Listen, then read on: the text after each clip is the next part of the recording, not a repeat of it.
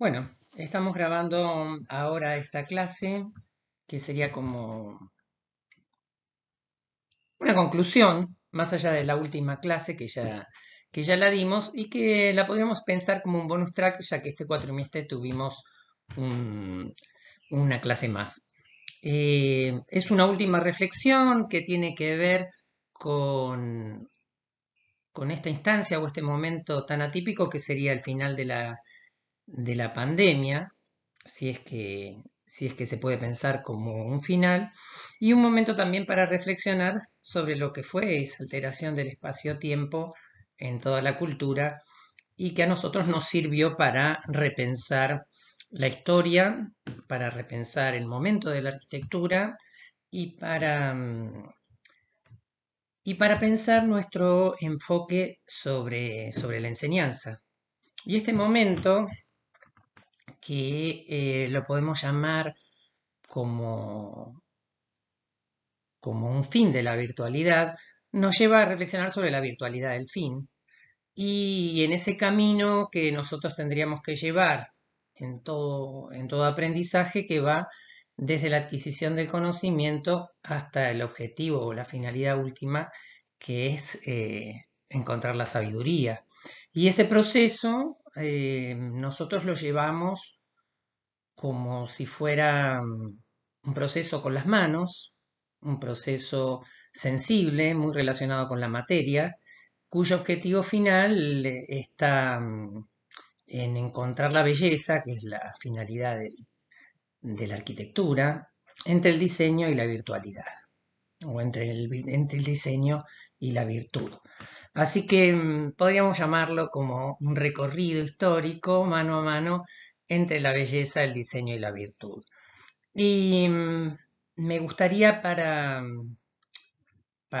empezar citar una frase que es de un filósofo muy interesante del siglo XIX, Walter Benjamin, que dice: articular históricamente el pasado no significa conocerlo como verdaderamente ha sido, significa adueñarse de un recuerdo tal como éste relampaguea en el instante de peligro. Y todo instante de cambio es un instante de peligro, un instante que abre una nueva ventana a un nuevo momento. Y yo me imagino este momento tanto en la arquitectura como en nuestra historia, como un momento que encierra ciertos peligros. Ciertos peligros si nos alejamos de la conciencia de, yo puse ahí una imagen que está muy relacionado con la mano y con un dígito, y que se emparenta con lo que sería lo virtual, el proceso de alfabetización virtual, tanto como lo que sería la arquitectura paramétrica hoy en día, que pierde esta idea de todo lo que se construyó en la historia a través de la mano, de los sentidos y, y del pensar. Y eso sugiere un hombre nuevo, un porvenir, que en cierta forma ese porvenir virtual apela a una limitación de lo real, al perder el contacto con la materia y con los sentidos. Recuerden, cuando uno tiene unos anteojos o anteojeras virtuales, es una emulación y como toda emulación se pierde el sentido, el fin, y se pierde la identidad. Así que para no perder la identidad vamos a recabar un poco cuál es el sentido de la identidad y cuál es el sentido de la virtualidad que no deberíamos perder. Vamos a la siguiente imagen y rastreando la identidad del pensar con las manos, vamos a rastrear la etimología de virtud y de lo virtual, que es la misma raíz que virtus. En latín, virtud viene de vir, de la raíz vir, que significa viril, que significa voluntad, que significa intención, y su opuesto sería lo real. Entonces esa voluntad, esa suerte de fuego interior se relaciona con el propósito y con el fin último. Y tiene otra raíz indoeuropea que es wir con doble B, que está relacionada con el vigor. O sea que es un elemento que nos da fuerza como para lograr la transformación, ¿no? Ese fuego interno que todos deberíamos tener en nuestro camino, en nuestra vida, lo que nos da, lo que nos permite el movimiento, ¿no? Como decía Le Corbusier, la finalidad de la arquitectura sería la emoción y, bueno, muchos otros dicen encontrar la belleza. Lo opuesto de lo virtual sería lo real, y lo real deriva de res, de rei, que es cosa, realidad, naturaleza, y de realis, que también significa verdadero, regio o propio del rey. Y de ahí viene realizar, reivindicación y república. O sea que sería lo público, lo de todos, como la naturaleza que nos envuelve y nos concierne a todos. Entonces, entre lo virtual y su opuesto, lo natural, nos encontramos como un deseo, como una fuerza de voluntad que nos asocie a la madre naturaleza. Podría ser una de las acepciones. Vamos a volver en esta idea de volver a pensar este momento de lo virtual o del momento que transitamos, que hoy no se sabe en qué estado está la arquitectura o en qué estado estaría la filosofía también, como como la madre de todas las ciencias, en qué estado estaría el estado del arte y la historia, si estamos en la posmodernidad, en la tardomodernidad o en la deconstrucción. Pero para pensarnos como un nuevo momento, tendríamos que hacer, yo siento el paralelo con lo que fue el Renacimiento, ¿no? Y, y en el Renacimiento se dan, se dan y se dieron algunas trampas, como unos bucles en la historia, y en el Renacimiento se volvió a lo más radical, a la raíz del conocimiento griego y el conocimiento romano, y se volvió a ese gran maestro que fue Vitruvio. Y Vitruvio dice, el conocimiento surge de la práctica y el razonamiento, y la práctica se lleva a cabo con las manos a partir de la materia hasta el ajuste final de su diseño. Diseño como idea de proyección, como idea de proyecto, como algo puesto a futuro, ¿no? Y que se construye precisamente con las manos. Y esa imagen de Vitruvio, en la primera vez que se traduce a Vitruvio, parece que es en 1486, en Roma, y la primera traducción editada que estuve buscando por ahí es de un tal Fray Giovanni Salpicio. 1486, o sea, pleno Renacimiento. Y en esta idea de construir con las manos, Vitruvio arma en los 10 libros ese famoso hombre de Vitruvio, que es un canon de belleza, es un canon de proporción y es un canon paramétrico para relacionar al hombre con el cosmos y a relacionar el hombre con su casa, con su cuerpo y con su templo, que sería la naturaleza. Y antes de eso, los cánones anteriores a Vitruvio, tenemos un canon egipcio que es un canon de 18 puños, tanto para el hombre como para la mujer, que ahí lo ven graficado, y había otro canon que era el primer canon de antropometría griega, que es el canon de Polícleto, donde el cuerpo medía 7 cabezas. Eh, bueno, esos eran los dos cánones precedentes hasta el canon de Vitruvio que pudimos rastrear en la historia, ¿no? Después hay otros cánones que se utilizaron para la construcción, como el codo, el palmo, el pie, la pulgada, la yarda, la braza, la cuarta, el dedo, ¿no? Que son, bueno, cánones que se utilizaron hasta lo que fue la gran revolución del metro, que está relacionada con la Revolución Francesa, lo que llevó a decir a Lavoisier que era el invento más grande de toda la historia, y a Bonaparte a decir que las revoluciones pasan, pero el metro queda. Y bueno, ese metro que nosotros lo lo entendimos como una revolución del espacio y también del espacio-tiempo que pasaba por París, significaba una cuarta parte de una millonésima parte del cuarto de circunferencia a la Tierra. Así era originalmente el metro, pero es motivo de otra charla la historia del metro, que fue un gran logro para la humanidad y que llevó casi 1700 y pico de años.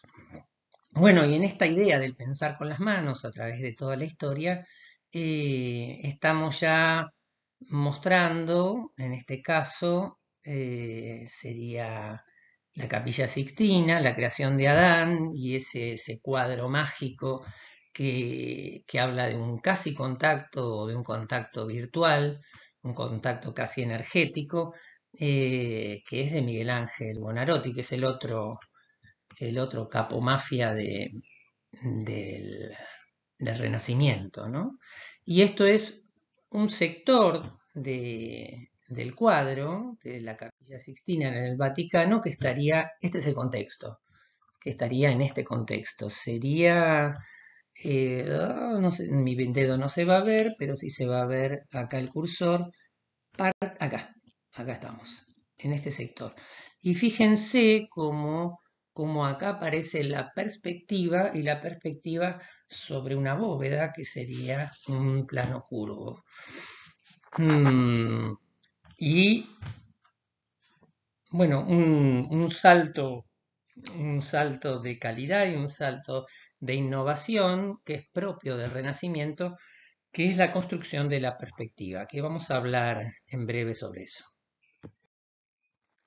Bueno, justamente estamos hablando de la perspectiva y esta imagen, esta imagen refiere a cómo fue creada la perspectiva.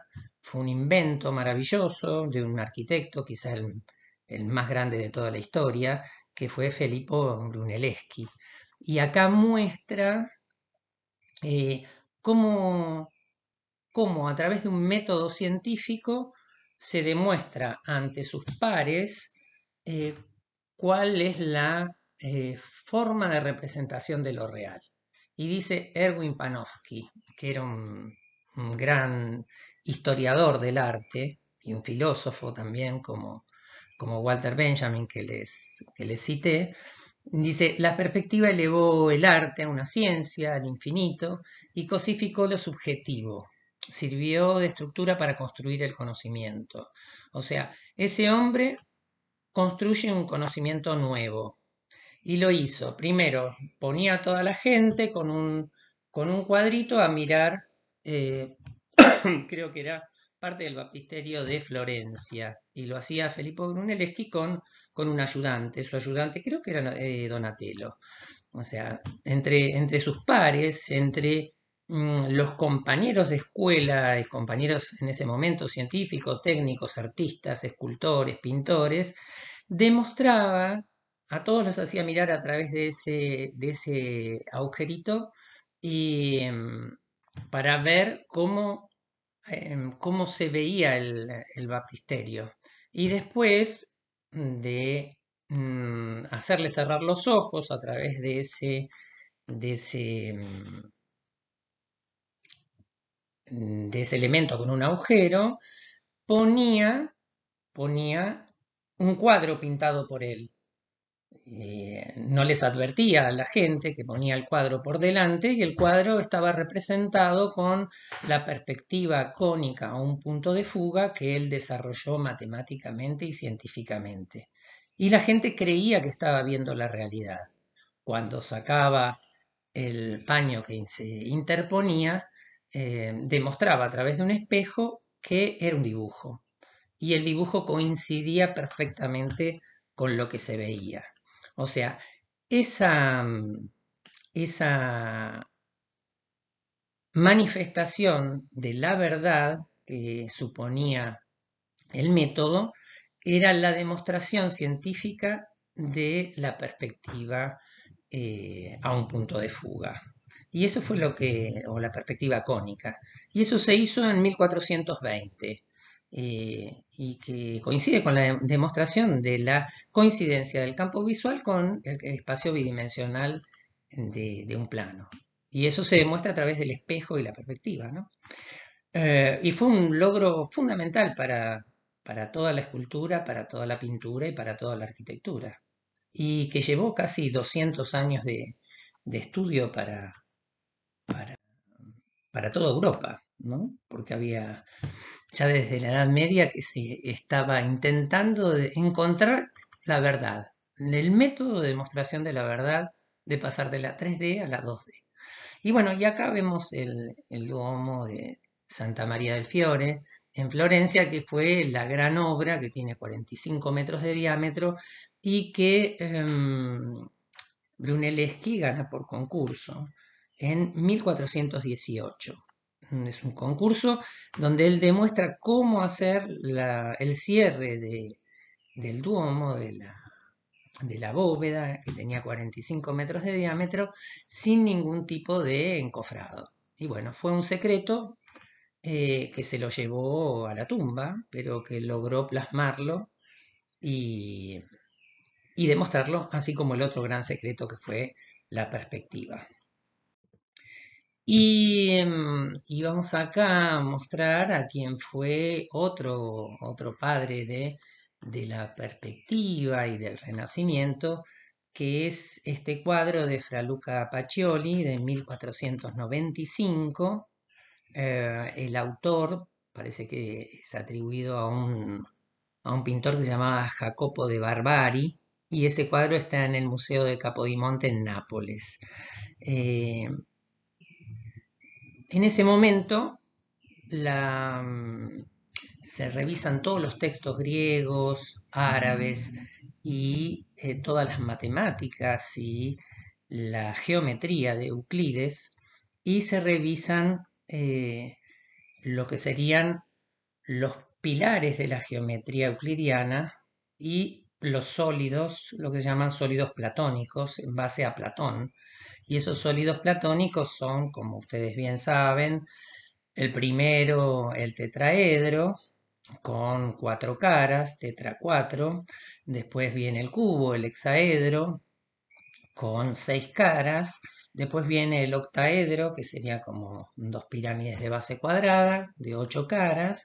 Después viene el dodecaedro, que sería 12, 12 pentágonos, y como si fuera una flor, algo así como la cúpula de, de Brunelleschi.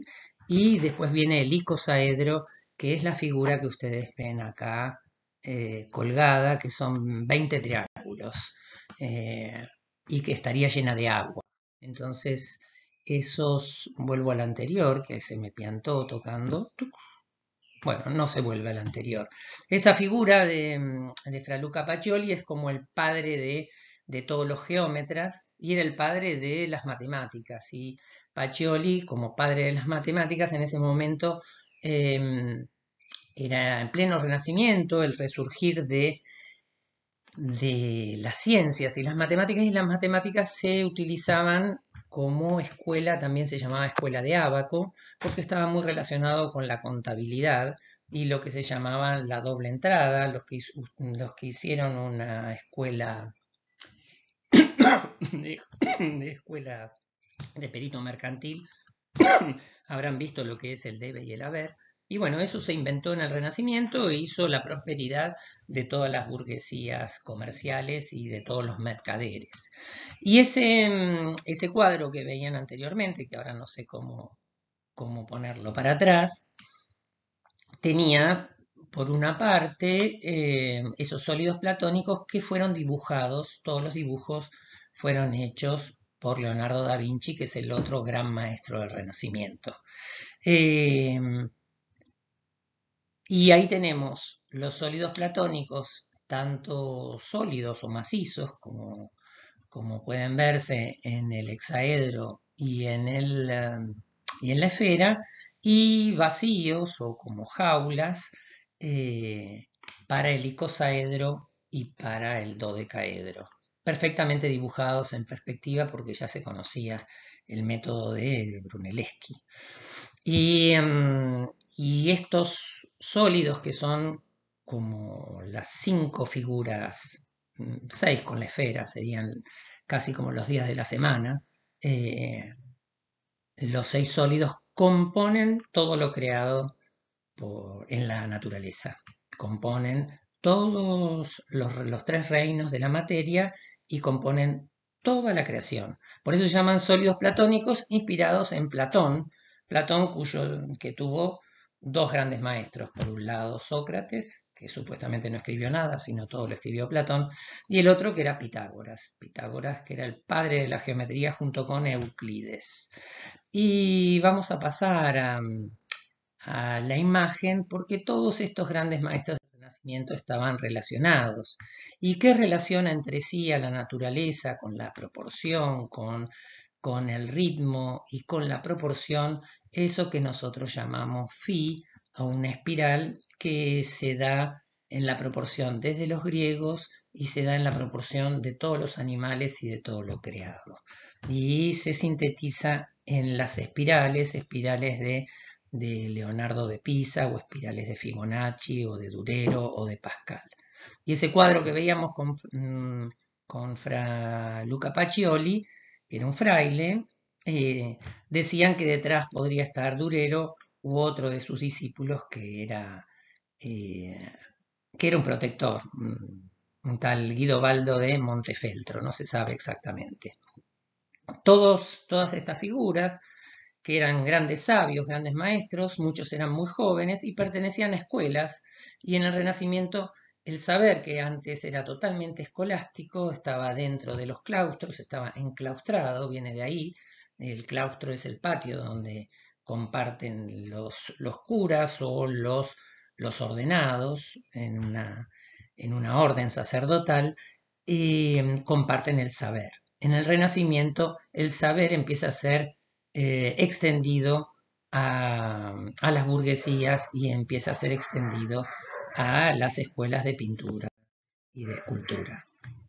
Y hablábamos de Brunelleschi como el creador de la perspectiva, y estamos hablando de la modernidad en el Renacimiento como ese despertar de las ciencias, ese despertar del método, ese despertar de la razón, que hace ubicar ese prototipo del hombre de Vitruvio, de Leonardo, o ese prototipo del hombre nuevo, en un hombre que encuentra la razón no tanto en la fe cristiana, sino revisa la fe cristiana para pensar una nueva racionalidad en sí mismo, una racionalidad en la capacidad del hombre como imagen y semejante de Dios. Antes el hombre era considerado, había un papa medieval que decía que el hombre es excremento, creo que era Inocencio III en el siglo XII, y de pasar de un hombre, de un excremento, pasamos a un hombre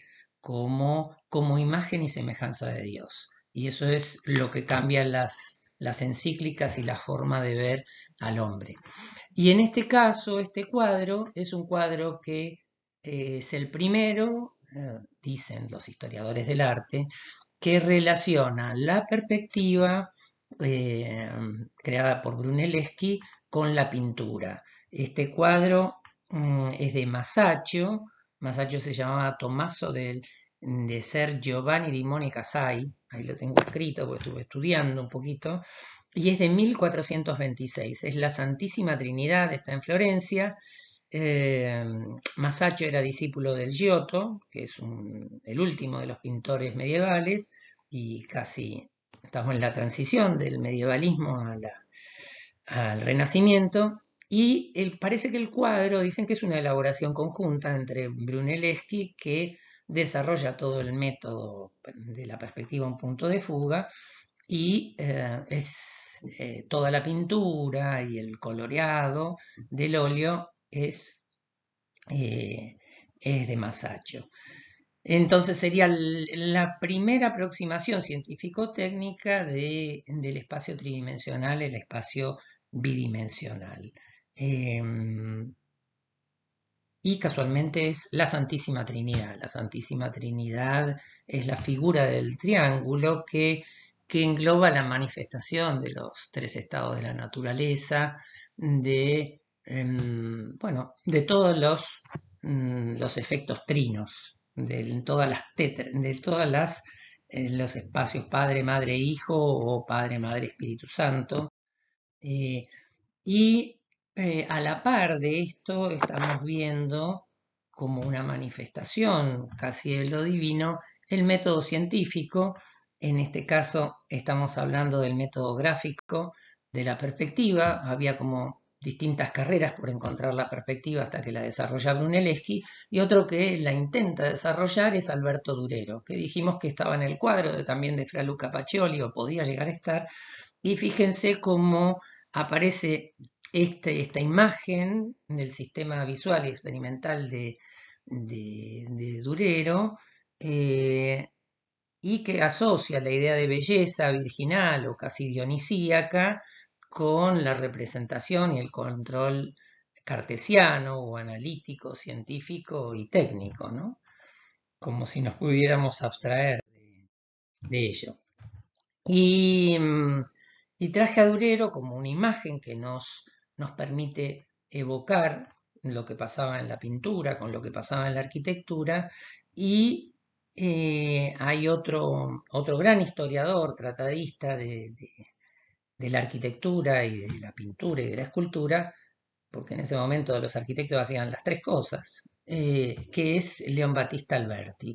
Y Alberti hace un tratado, igual que el tratado de Vitruvio que se había traducido, también con 10 volúmenes. Y ahí describe describe la perspectiva también, ¿no? La perspectiva es una imagen del cuadro, y ahí se ve cómo, cómo se, cómo se esboza la perspectiva a un punto de fuga cónico, y cómo se esboza lo que se llamaba el verismo, ¿no? Esa idea de verdad que está muy relacionada con la virtud. Y eso que es propio tanto del Platón, recuerden los sólidos platónicos, después lo retoma la filosofía medieval y casi renacentista de Santo Tomás. Santo Tomás se llama escolástica, y este momento es la nueva escolástica. Y esa nueva escuela se basa en lo que sería la vieja escuela. Y esa vieja escuela se representa con esto que sería la escuela de Atenas. En la escuela de Atenas parece que, estuve indagando un poquito, la escuela de Atenas la pinta Rafael di Sanzio en 1508. Esto está en el Vaticano, se llama la escuela de Atenas, y es un cuadro fantástico porque está toda la perspectiva perfecta, y lo pinta a los 25 años. O sea, imagínense alguien a los 25 años que tiene esa maestría y pinta circunstancialmente. Hay 26 personajes. Esos 26 personajes refieren a todos los filósofos de la antigüedad, y los describe con una maestría absoluta para poder no solo graficarlos, sino demostrar la personalidad intrínseca de cada uno. Y circunstancialmente lo hace a los 25 y 26, y es solo para encontrar alguna regla mnemotécnica para alguien tan joven lograr semejante perfección, belleza. Y lo que aparece en el centro de la perspectiva cónica, imaginen esa gran revolución que fue la perspectiva, ya todo el mundo la manejaba con suma fluidez gracias a Alberti, que a su vez dedica el libro de arquitectura relacionado con la pintura y la construcción, se llama Red Edificatoria, se lo dedica a Filippo Brunelleschi. Y en el centro están dos de los grandes filósofos de la escuela de Atenas. El que está a la izquierda, el peladito, que indica hacia arriba, ese es Platón, y habla sobre ese índice hacia arriba, habla del campo de lo ideal, y esa mano hacia abajo sostiene el Timeo, que es una de los escritos de Platón, que habla sobre el mundo de lo ideal, y el otro que está a la derecha, que dice, paren un poco con las ideas, es Aristóteles, y que sostiene con su mano izquierda la ética de Aristóteles, que también sirvió de base tiene la misma raíz que aristocracia, sirvió de base para pensar que, bueno, que el mundo está entre lo ideal y lo material, pensando en la ética. Y la ética es lo que engloba esa idea de Santo Tomás, que es una idea platónica, del bien, la justicia y la belleza. Entonces, esto, que es la base de la filosofía, está en la base de toda la arquitectura y está en la base de la transcripción tanto de Vitruvio, que decía que las tres funciones es alcanzar la belleza, la venustas, la utilidad y la firmeza, ¿no? Y eso está también en la filosofía, como la verdad, la bondad y la belleza. También otros lo refieren al tiempo, espacio y la gravedad, a los tres estados de la materia y a todas las manifestaciones de la, parafraseando a Masaccio, podríamos decir la Santísima Trinidad. Vamos a pensar en esa Santísima Trinidad y hablamos de Santo Tomás. Circunstancialmente, Santo Tomás, no este Tomás que lleva el nombre por otro Tomás, que era Tomás Judas, que era el hermano de Cristo, es el patrono de los arquitectos, el otro Tomás. Pero este es el patrono de la Iglesia y es Santo Tomás, el creador de la escolástica, que era toda la filosofía que sirvió hasta el Renacimiento, ¿no? Y, y que influencia totalmente el gótico y el Renacimiento. Fíjense cómo Santo Tomás ahí, que era italiano, tiene, no recuerdo la orden de Santo Tomás, pero tiene la bocha peladita y el pelo que lo circunda, la cabellera, como si fuera una corona. Sostiene en una mano el modelo de iglesia y en otra mano el modelo de escritura, el modelo de la escritura sagrada. Y estaba basada en el mundo griego, en el mundo platónico, por eso se llama neoplatonismo. Y el paralelo con Santo Tomás lo tomé acá, en el caso de la derecha, de un maestro constructor medievalista, que fíjense que también sostiene en una mano, era otro arquitecto, se llamaba Hughes de Liverrier, y es el que construye la Catedral de Reims, que es una catedral muy interesante en Francia, que, bueno, tiene unos laberintos, y esta es su lápida. Y fíjense que tiene casi lo mismo en la mano. En una mano tiene la maqueta de la iglesia, que la está sosteniendo, y en otra mano tiene una vara con la cual se hacen mediciones y con la cual se imparten las órdenes. La función del arquitecto, y en su etimología, el arquitecto es vendría a ser como el maestro que ejecuta las reglas, las normas, así como el padre de la iglesia, ¿no? Los arquitectos trabajando con las ideas, con el campo de lo teológico, de lo filosófico, se convertían también en doctos o en sabios de la iglesia, ¿no? Y eran como sabios medievales, en este caso casi renacentistas. Y ese paralelo lo van a ver en todos los grandes arquitectos de la historia, sean creyentes o no creyentes. En el caso de los creyentes, bueno, acá en la Argentina podríamos citar a Claudio Caveri, el maestro Perret en Francia, qué sé yo, Le Corbusier mismo, que no era católico, conocía perfectamente, bueno, un famoso católico interesantísimo, Gaudí, que podríamos decir que fue el arquitecto casi más grande, el arquitecto gótico más grande de toda la historia, podríamos decir. Bueno, vamos a otras imágenes de este pensar con las manos o de esta sensibilidad material que la encontramos en el David de Miguel Ángel y que también es mm, una obra maravillosa del Renacimiento y que muestra esa virtud en su raíz de voluntad y en su raíz de vigor, de vigoroso, porque eso lo hace con tan solo también 25 años tenía, era casi un nene, un joven que con suma maestría y habilidad talla una escultura única de 5 metros de alto y creo que tenía 25 toneladas, una cosa de locos.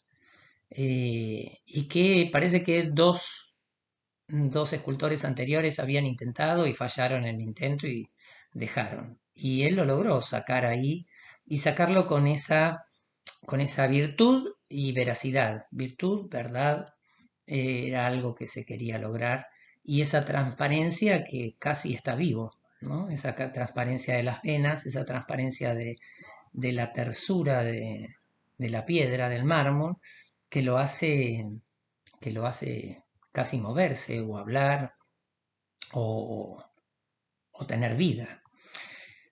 Y ese era el deseo y el logro tan excelso del Renacimiento, ¿no?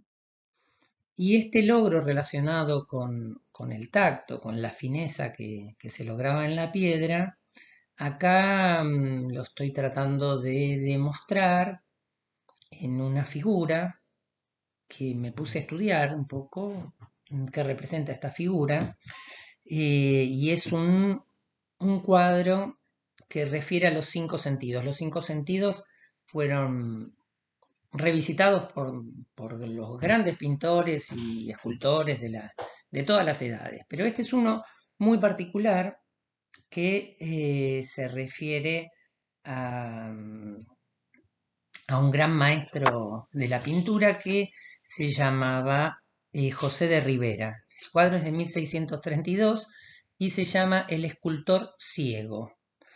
Al tipo lo llamaban el españoleto porque era un español que estaba radicado en Italia. Y realiza esta obra sobre los 5 sentidos y esta se llama El escultor ciego y es una paradoja, es un oxímoron, algo, un imposible. ¿Cómo un escultor puede ser ciego si es el mayor de los dones que tenemos que lograr? Y hay una gran pregunta en la arquitectura y en el aprendizaje si se puede lograr encontrar un escultor, un arquitecto ciego. ¿Se puede hacer de un ciego un arquitecto? Yo creo que no, pero acá estamos con la excepción de que primero haya visto y después se haya quedado ciego.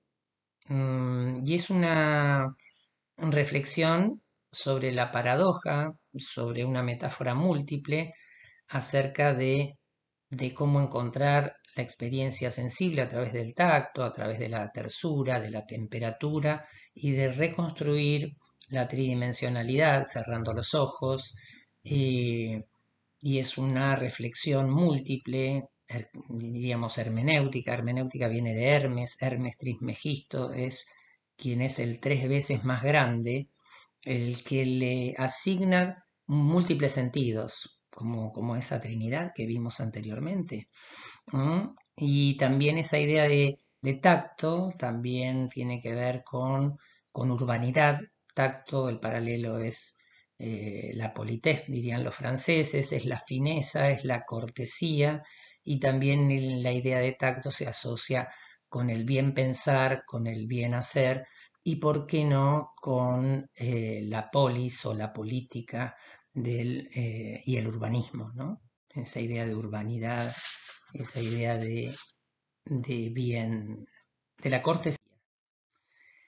Y volvemos a la escultura y a la pintura, en este caso de vuelta a Durero, con otro canon de la belleza. Este cuadro se llama, bueno, hay muchos en Botticelli, lo van a encontrar en todo el arte, pero yo quise traerlo el paralelo con ese momento de la pintura y la escultura y la arquitectura, porque casi todos hacían las tres artes. y que son tres enfoques de lo mismo, ¿no? En este caso se llama el buril de Adán y Eva. El buril es como si fuera un formón que pica la piedra. Ahí estos cuadros, lo llamativo, así como el primer cuadro perdón, como la escultura de David, era la primera vez que se hacía un hombre en 5 metros de altura, ¿no? Un hombre como si fuera un dios griego, un dios apolíneo, que era el David, que vencía a Goliat, que vencía a un fantasma o que vencía a un mito. Y en este caso es la primera vez que se dibuja al hombre y la mujer como un canon de belleza, pero en tamaño natural, ¿no? Y fíjense que ahí aparece la perspectiva, la proporción en un canon totalmente armónico y aparece la belleza manifestada en todo el juego de luces y sombras en la perspectiva. Y se da con una belleza y con un tacto único. El hombre cubriendo y la mujer cubriendo el hombre cubriendo su virilidad y la mujer su virginalidad y exponiendo toda su belleza, ¿no? Con todas las connotaciones de la manzana, de lo prohibido y de encontrar el fruto. Y estas tablas tenían casi 2 metros, eran tablas hechas sobre madera, una técnica totalmente nueva y revolucionaria. Y lo traje a Durero, esto es de 1507. De todos los avances científico-técnicos que se iban logrando, la perspectiva, otro, el paralelo era la imprenta. La imprenta era para reproducir la palabra divina de forma más económica, ¿no? Y eso se logró, si bien era un invento que ya estaban de los chinos, se logró fundiendo nuevos metales para hacer los tipos móviles y retrotrayendo las ideas de Oriente, ¿no? Todo el Renacimiento es retraer las ideas de Oriente, de China, de la India y de los países árabes y las ideas del Mediterráneo, ¿no? De Grecia y de Roma. Y acá, revisando las ideas, otro gran filósofo de la modernidad que abrió el campo de toda la filosofía y de todo el materialismo, que fue René Descartes. Y René Descartes, que no solo era filósofo, era matemático y era anatomista, redescubre en un libro que se llama De Lumière y el Tratado sobre la Luz, y redescubre en otro que se llama De Homine, del hombre, redescubre la relación que había entre la vista, el cuerpo, la percepción, el físico, y la conciencia, y cómo la conciencia llegaba al órgano que está dentro del cerebro, que sería la pituitaria, y que es donde se dice que se radica nuestra conciencia, ¿no? Para la filosofía en la India es detrás del tercer ojo, a esa altura está esa suerte de pequeña almendra o vesica piscis, como se puede llamar, o, o piña, que es la pituitaria. Y fíjense cómo todas esas reflexiones de los rayos indican ahí. Lo traje como una imagen del estudio de la anatomía, de la percepción y de las ideas filosóficas, de cómo ese hombre renacentista cubría todos los enfoques sobre el conocimiento, ¿no? Eh, Y voy a citar donde esta idea de lo perceptible, la piel, es el más antiguo y sensible de nuestros órganos, nuestro primer medio de comunicación y nuestro protector más eficaz. Incluso la transparente córnea del ojo está recubierta por una capa de piel modificada. El tacto es el padre de nuestros ojos, orejas, narices y bocas. Es el sentido que pasó a diferenciarse de los demás, un hecho que parece reconocerse en la antiquísima valoración del tacto como la madre de todos los sentidos. Lo dice un autor que se llama Ashley Montagu y está citado por otro gran autor que es Joanny Palasma, que es un arquitecto, en un libro muy hermosísimo que se llama Los ojos en la piel. Vamos a ver, en este caso es la demostración de un grabado, que fíjense, esto es así como se descubría la perspectiva cuando había que que trazar una perspectiva sobre una superficie curva, de simple curvatura, como sería una bóveda, como la Capilla Sixtina, o como sería un domo, que sería de doble curvatura, había que hacer una alteración a la perspectiva para lograr el cometido, de que no se desproporcionara. Entonces, para que no se desproporcionara, eso se llamaba, ya se conocía con perfección, se llama anamorfosis o en español trampa-antojo, trampa del ojo sería. Y, y esa forma del trampantojo era algo que ya se descubría en esa época. Esto sería un grabado, eso es la demostración del trampantojo, que, que lo cito acá como un paralelo con lo que nos puede pasar a nosotros si en este renacimiento de lo virtual nos olvidamos de lo material y de los cinco sentidos, de lo sensible, y de todo lo que lleva a la connotación de los significados de lo sensible. Y acá tenemos un dibujo hermosísimo de Escher. Escher se llama Mauritius Cornelis, es un artista de origen holandés, era litógrafo, hacía grabados y desde 1898 a 1972, bastante moderno, ya actual, ¿no? Y él se inspira fundamentalmente en el Renacimiento y en la perspectiva, en la naturaleza y en la ciencia. Y conocía perfectamente todas las ilusiones que generaba la perspectiva, ¿no? Hay una cita muy interesante que me gustaría decirles: la perspectiva es por naturaleza un arma de dos filos. Por un lado, ofrece a los cuerpos el lugar para desplegarse plásticamente y moverse mímicamente, pero por otro ofrece a la luz la posibilidad de extenderse en el espacio y diluir los cuerpos pictóricamente. Procura una distancia entre los hombres y las cosas, pero suprime de nuevo esta distancia en cuanto absorbe, en cierto modo, en el ojo del hombre, el mundo de las cosas existentes, con autonomía frente a él. Por un lado, reduce los fenómenos artísticos a reglas matemáticas, pero por otro los hace dependientes del hombre, del individuo, en la medida en que las reglas se fundamentan en las condiciones psicofisiológicas de la impresión visual, y en la medida que su modo de actuar está determinado por la posición de un punto de vista subjetivo elegido a voluntad. Bueno, ese punto de vista elegido a voluntad está en el campo de lo subjetivo. Esta cita es de ese gran historiador y filósofo del arte que es Erwin Panofsky, es de 1927, la perspectiva como forma simbólica. Y acá vemos cómo esas manos se pueden casi diluir o difuminar en el tiempo y en el espacio, nos pueden llevar a la percepción de lo subjetivo y nos pueden llevar a entrampar la geometría con lo euclidiano, con lo no euclidiano. Y bueno, es un poco lo ficcional, lo fantástico de la perspectiva. Un poco adentrarnos en el mundo de lo kafkiano o de lo borgiano, podríamos decir. Bueno, pasamos a la modernidad en la arquitectura, llegamos ahí, esa imagen de la mano abierta de Le Corbusier. Eso es en la India, en Chandigarh.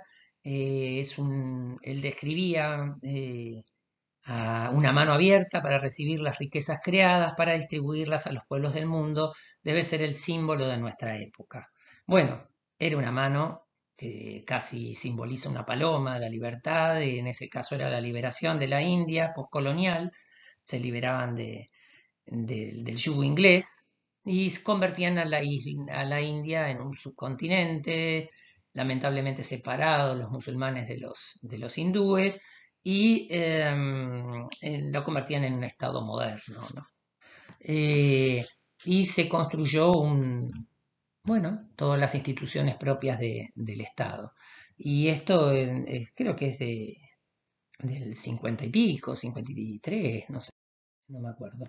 Y este es el modelo, el otro canon de belleza relacionado con las espirales áureas, con el hombre de Vitruvio, y es el modulor que lo hace desde 1948 a 1953. Le Corbu es el ideal de la belleza en la máquina de habitar para un espíritu nuevo, una modernidad, donde incluye la razón áurea, donde incluye un canon de belleza y un canon de utilidad. Y dice Le Corbusier, Luca Pacioli escribió durante el Renacimiento la Divina Proporción, el número de oro y Pitágoras. Yo aporté algo nuevo al número de oro gracias al sistema métrico de la Revolución. O sea, no era ningún boludo, sabía, era muy consciente, era un gran propagandista y podemos decir que falló o no falló, pero él lo utilizó y mostró al mundo una reinterpretación novedosa de la historia, que para eso supuestamente vinimos, para entender la historia, entender los procesos y crear lo nuevo, ¿no? Y lo hace en colaboración con una persona llamada André Wowenski. Desconozco su biografía. Tuvo otro colaborador interesantísimo que era un músico e ingeniero que se llamaba Xenakis. Y bueno, es para otra historia, la historia de Xenakis, cómo revolucionó la arquitectura, pero a través del oído y de la música, que fue un gran revolucionador de toda la música clásica moderna. Bueno, pero volvamos a Le Corbusier, que es como el padre de casi todas las cosas y que todo lo experimentó y todo lo trató de reflexionar. Eh, Esto es un collage que hizo Le Corbusier y que habla, eh, parece intuir el menos es más, pero es el poema del ángulo recto. Eh, en algún lugar lo tenía el poema del ángulo recto como para leerlos, eh, pero fíjense cómo esa mano está casi encerrada en un círculo que queda abierto a la creación, abierto a lo por crear, abierto a la poesía, abierto a la instancia de indagación personal, ¿no? Esto es una metáfora eh, sobre todo acto creativo que encierra un acto de traslación del campo de las ideas, del campo platónico, al campo de la materialidad, ¿no? Y que se hace a través de las manos. Y otras manos en la historia, otras manos que simbolizan la paz y que simbolizan la guerra, y casi en el mismo paralelo, en el caso de Picasso, a Le Corbusier se le decía que era el Picasso de la arquitectura. Y otras manos interesantísimas en la historia que traté de recabar. En este caso tenemos a la izquierda, es un dibujo, un grabado también de Durero, que participó en la creación o difusión de la perspectiva como un gran pintor. Y a la derecha es una imagen muy conocida de Álvaro Siza, que es un arquitecto de origen portugués, hermosa, que son manos que se dibujan a sí mismos, ¿no? Y en este proceso casi especulativo y casi reflexivo de cómo nos vemos mientras vamos haciendo. Es la tarea del acto creativo, ¿no? Y dije especulativo porque esto que estoy tratando de hacer con ustedes es un pensar especulativo que tiene que ver con la reflexión, y eso también se da como otro gran invento del Renacimiento, que es la creación del espejo convexo de cristal que se da en Venecia, toda la tradición de Murano, toda la tradición de los cristales. eh, es un invento, es la primera vez que el hombre se ve a sí mismo sin distorsiones. Así como los microscopios eran propios del Renacimiento, que servían para ver las estrellas y los microscopios para ver lo más chiquito. O sea, el hombre excede todos los límites, así como descubre América y amplía el campo de lo posible. Deja ese encierro que provocaba el Asia y el Mediterráneo con ese plus ultra. Plus ultra eran las columnas de Hércules que estaban en Cádiz, entre Cádiz y Ceuta, en África, y esas columnas que eran los atlas que estaban encerrando el Mediterráneo, permite, es el logo de España, encontrar las Américas y ampliar el campo de lo posible. Plus ultra. Así figura en la bandera española y en el escudo de Carlos V, que era el gran emperador español o español del Sacro Imperio Germánico Romano. Y vamos a ver la que sigue, y este es otro gran maestro de la arquitectura, dibujando, y hablamos del ángulo recto, acá hablamos del gran maestro de las curvas y el gran maestro del dibujo que fue Oscar Niemeyer. Y también alguien que relacionó la arquitectura con la curva, con la sensibilidad y con la poesía. Y ahí aparecen imágenes de los dibujos de Niemeyer. Y acá quería mostrar algunos dibujos de los alumnos que me parecieron hermosos en cuanto a la síntesis de teóricas que yo fui dando o de materiales que fui dando a leer que sintetizan esta idea del pensar con las manos. Y esta es una imagen maravillosa que le hizo una alumna seguramente, que sintetiza todas estas ideas del descurrir de pensar manualmente y de la filosofía y la arquitectura, ¿no? Y habíamos hablado, y esta era una alumna, en un final ya lo mostré, pero justo le faltaba una manito y con suma fuerza de voluntad y virtualidad y vigor y todas las etimologías que tiene de la virtud, nos mostraba como ejemplo cómo sobreponerse, ¿no? Y ese fuego interno para ir en un examen final dibujando, ¿no? Maravilloso, un ejemplo de vida y de virtud. Y todas estas cosas que yo enumeré, últimamente hay como dos teóricos. Uno es un capo genial, que es esta persona que hablé, que se llama Giovanni Palasma, al que hice algunas citas, muestro uno de los libros a la izquierda, El pensamiento manual, o Los ojos en la piel, o Habitar, o son algunos de sus libros. Es un arquitecto de origen escandinavo. Y el otro es Alberto Campo Baeza, que habla del pensar con las manos. Parece que el término lo cita un gran padre de la filosofía y de la pedagogía, que es Juan Jacobo Rousseau, y él lo habla de todo este proceso creativo que tenemos los arquitectos haciendo maquetas, dibujitos y cómo llevamos el campo de las ideas a la materia. Y esto es algo que se empieza como a repensar a partir de toda la arquitectura paramétrica y para 10 años más o menos, un poquito más, un poquito menos.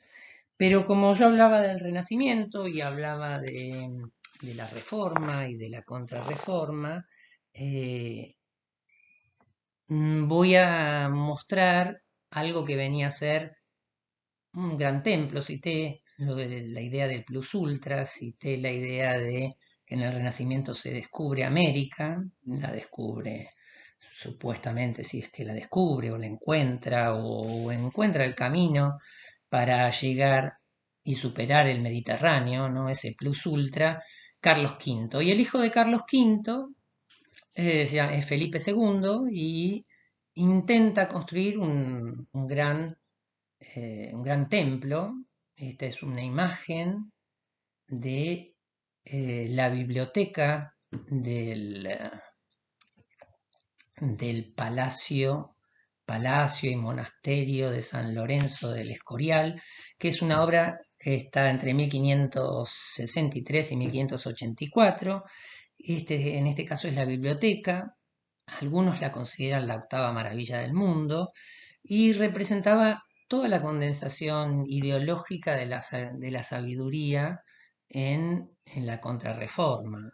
Mm, Supuestamente bajo el diseño de un arquitecto llamado Juan Bautista de Toledo y después lo sigue Juan de Herrera.